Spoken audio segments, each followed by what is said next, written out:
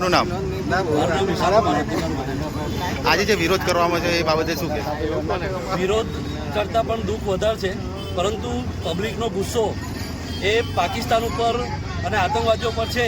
જે પહલગામમાં જે આતંકી હુમલો થયો અને જેમાં ધર્મ પૂછીને જો હુમલો કરવામાં આવ્યો હોય તો આજે અમે પણ ધર્મ પૂછીને હુમલો કરવાનો અને ધર્મ પૂછીને કાર્ય કરવાના એવો સંકલ્પ હિન્દુ સમાજ લઈએ છીએ અને હિન્દુ સમાજને પર્ટિક્યુલર હિન્દુ સમાજને ટાર્ગેટ કરીને આમાં આતંકવાદી હુમલો કરવામાં આવ્યો છે. એટલે આ નાપાક હરકત પાકિસ્તાન ક્યાંક ને ક્યાંક હિન્દુસ્તાનની એકતાને દોડવાનો પ્રયત્ન કરવાનો પ્રયત્ન પૂરેપૂરો કર્યો છે, પરંતુ આ હરકતને વળતો જવાબ આદરણીય નરેન્દ્રભાઈ મોદીજી પ્રધાનમંત્રી આપશે એવો અમને વિશ્વાસ છે અને આ વખતે પાકિસ્તાનને જળમૂળમાંથી ઉખાડી નાખશે એવો અમને વિશ્વાસ છે. ક્યાંય પાકિસ્તાનનું નિશાન નકશામાં જોવા નહીં મળે. એના નકશાની ઇન્ડિયા ભારતના નકશામાં ક્યાંય પાકિસ્તાનને અડેલું ને પાકિસ્તાન ભારતમાં હવે અખંડ ભારત થઈ જશે એવું અમને ખાતરી છે કે વિશ્વના નકશા પરથી પાકિસ્તાનને મિટાઈ દેવાનું આજે વિશ્વના બધા દેશો એક થઈ જાય, હિન્દુ સમાજ એક થાય, સમાજ એક થાય અને આ આતંકવાદને વળતો જવાબ આપે.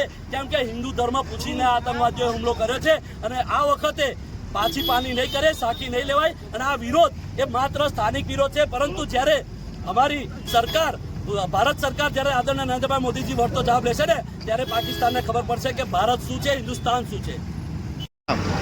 મહેન્દ્રસિંહ પરમાર. આજે જે વિરોધ કરવામાં આવે છે એ બાબતે શું કહેશો? જે આતંકવાદીઓ દ્વારા અને નામ પૂછીને હિન્દુઓને જે હત્યા કરવામાં આવી છે એના બદલામાં આજે આકલાવના સમગ્ર હિન્દુ સમાજ થકી આજે વિરોધ કરી રહ્યા છે.